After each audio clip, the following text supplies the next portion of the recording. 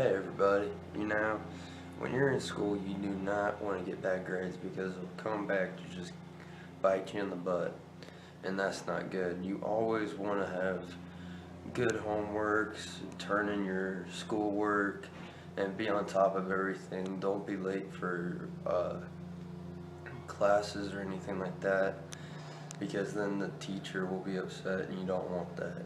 That just turns out to be bad and never good. Um, Make sure you always have like something to write down your homework on, because your homework is what's really the important thing about your grades.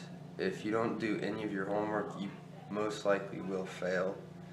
And then the secondary thing is the tests. You have to really study for them and really practice them. So just make sure that when you come to high school or your little grade school, that you have everything under control.